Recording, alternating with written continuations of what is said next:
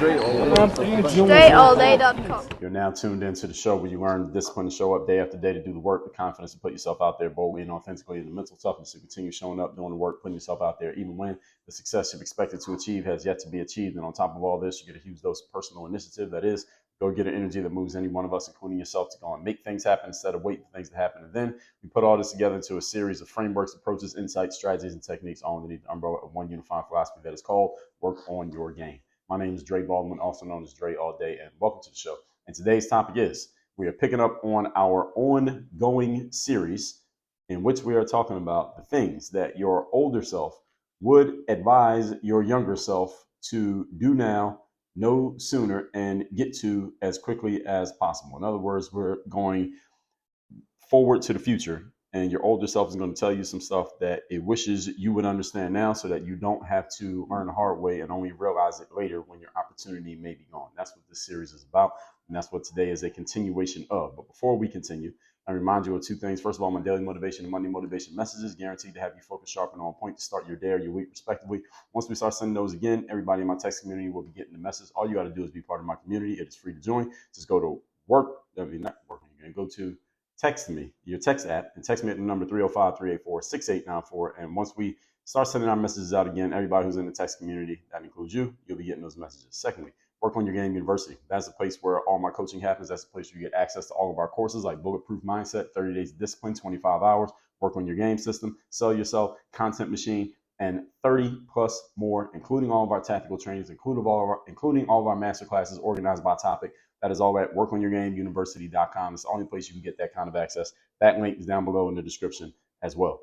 With that out the way, let's get into the topic, which is, again, we are picking up on our series here, things that your older self wishes that your younger self understood sooner. So again, I'm jumping into the future to tell you today, which is your younger self, what your older self, which is you tomorrow and you 30 years from now, wishes that you understood right now. Get it? Good. Point number 13 is where we're picking up here, as we are on part number, I believe this is part number 5 of our series. Yes, part number 5. Number 13, most passed on opportunities become missed opportunities, and they do not come around a second time. Most passed on opportunities become missed opportunities that do not come back around a second time. Many people have this false belief that if you pass on an opportunity now and think it will be around later, and say, well, if it's available today, it will be available tomorrow. Bullshit. No, it won't. It will not be available tomorrow. And when I talk about risk, I did an episode where I talked about taking risks. I touched on this topic as well. Anytime you pass on an opportunity, folks, do not think it will come back and knock on your door a second time, asking you to give it a second consideration, a second look, or assuming that it will wait around for you to come and get it. Those things do not happen. Opportunity simply moves on until someone who does want it takes it and decides to take it. Keyword, decides to take it. See, if you're thinking about it, somebody else is deciding, and there goes your opportunity while you're thinking about it. You will forever be without whatever that opportunity was if you do not take advantage of it when it's right there in front of you. So I would suggest that you be more of an opportunist, who is a person who notices and creates opportunities and then takes advantage of them immediately. That's what I would suggest that you do. And again, this is me speaking to you as your older self. This is me speaking as you 30 years from now, giving you advice that you become an opportunist and take advantage of opportunities that you have created and seize on them immediately, instead of waiting and hoping and considering what might happen. I suggest you just go do something and let the chips fall where they may, because the last thing you want to be is a person talking about what you could have been. That's what you don't want to be. And any of you, depending on your age, maybe you know some people who are in this frame. And actually, I still get people who talk to me in the same frame, even though I may be older than some of you who listen to this. I'm 42 years of age as of this recording. But some of you may have people who talk to you like this. I still get people talking to me like this. So I know if you're my age or younger, you definitely get this. You get people who are a generation or two older than you, and they will say something to you like, make sure you take advantage of your youth and take advantage of your energy and take advantage of this opportunity you have while you're still young. Something that sounds like that. And I'm sure you all have people who say this to you. Maybe your grandparents say it, maybe your parents, maybe you have friends and associates who are a generation or two or three or four older than you, and they're passing down that information from the older position when they realize that there are some opportunities that they passed on that they didn't take advantage of, and now that opportunity is gone, and they're telling you what they wish they had told their younger selves. Take advantage of that opportunity right now while you can. All right, that's the same thing that I, as you, am telling you right now. Okay, take advantage of this opportunity. Many times we miss opportunities simply because we are sleepwalking and we don't even notice that we missed on an opportunity until it's gone. So the more aware and more perceptive you are, the more opportunities you will at least register that are there in front of you so you can make decisions as to whether or not to go for them or to let them go forever. What I've found when I hear from people who are older and talking in this frame is not that they have passed on a bunch of opportunities, like they saw it and just decided to do nothing and then it's gone. It's that they didn't even see it. That's the most of the time people miss on opportunities because they just are simply unaware.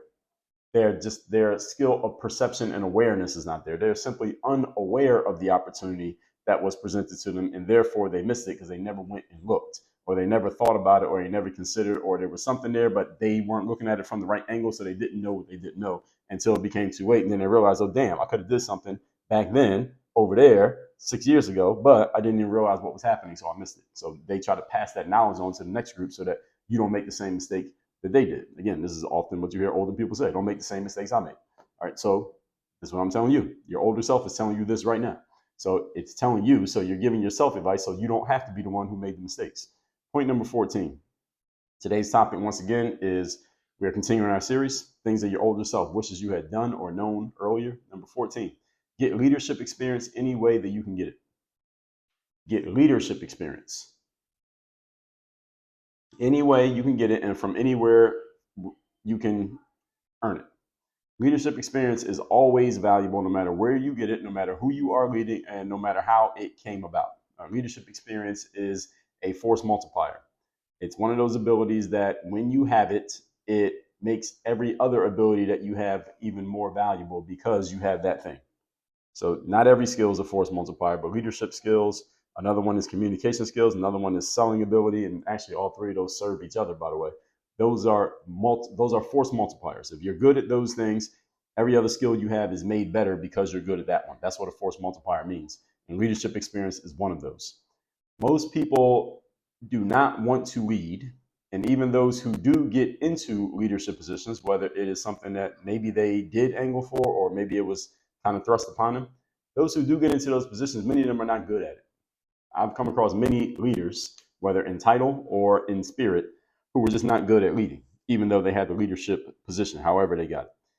So leadership experience makes you valuable by the law of contrast, especially if you're actually good at leading. That's even better if you're a good leader. And again, leadership experience, folks, doesn't mean you have to be voted the president of something or win some type of election or anything like that. And it also doesn't mean you have to have a huge organization to be a leader. You can be a leader running a small business, and you have an office, and you have 2 staff people who work for you, and you're the person in charge. That is leadership experience. If you're doing a good job, that is leadership experience, and that matters. And it's worth something, and it is a force multiplier moving forward in your life and in your career. So it makes you valuable by the law of contrast, again, because most people don't have any, and even those who do have it are not good at their leadership, so they probably don't want to put it on their resume.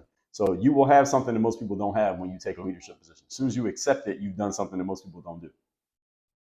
And even better, again, as I said, if you're good, your leadership position can be something as simple as leading kids at school. If you were a class president or vice president, that is a form of leadership experience.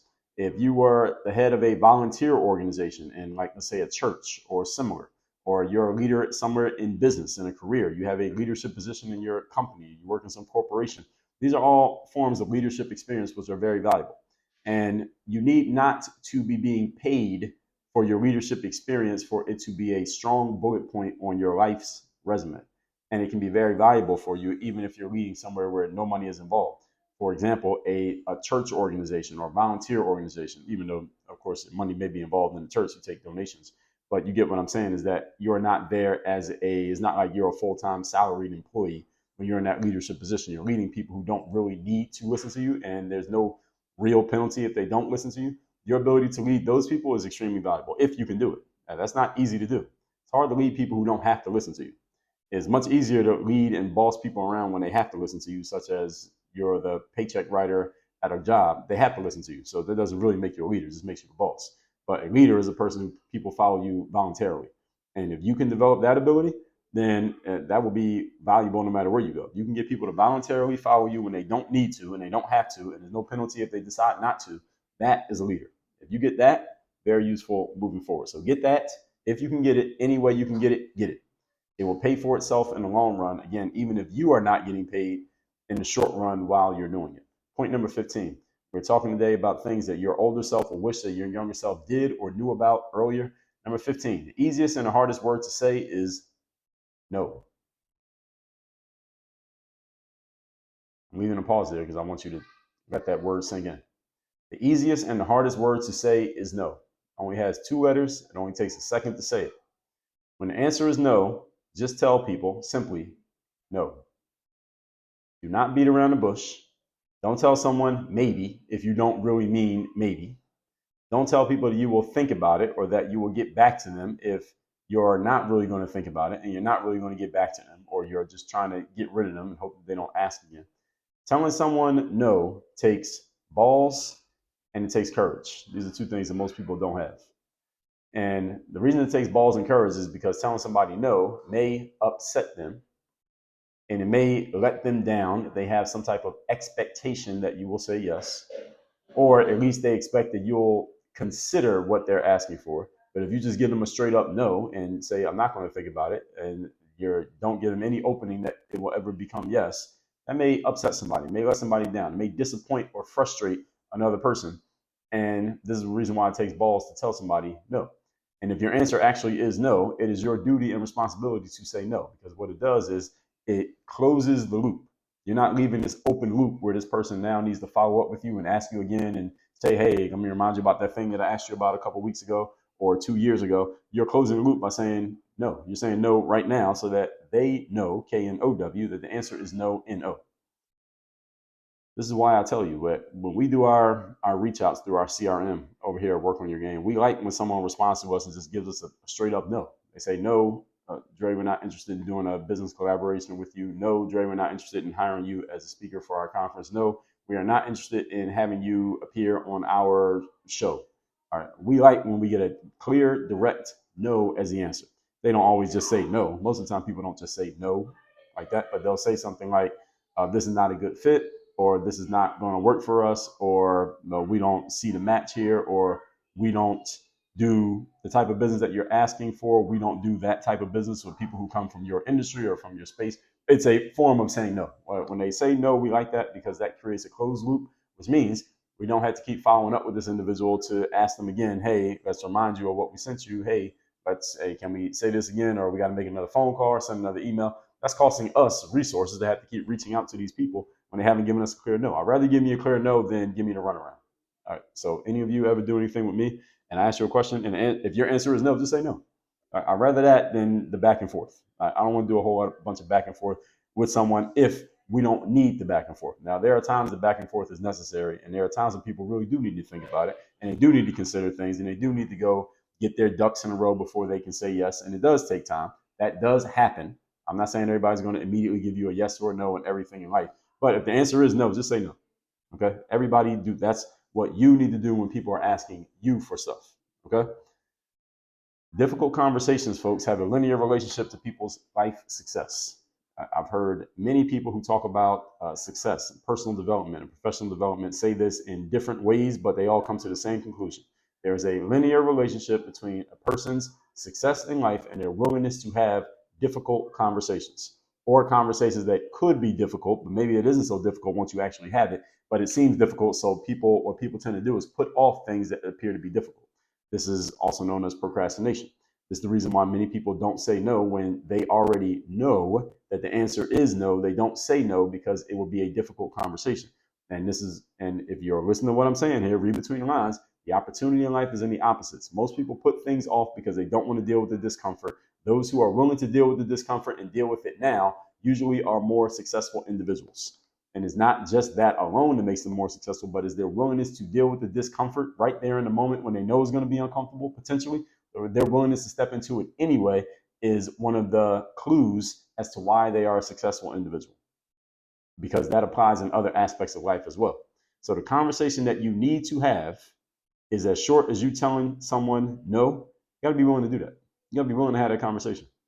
This is a success discipline, is just getting clear and getting to the point and not putting things off until later for no other reason other than protecting your fragility and your, you can call it your ego, or just your unwillingness to do or say something that might cause someone to maybe not feel, not even not, you're not causing them to feel it, but saying something to someone that could lead to them not feeling so great. I mean, you're not trying to make them feel a certain way. And I don't believe you can really make another person feel anything.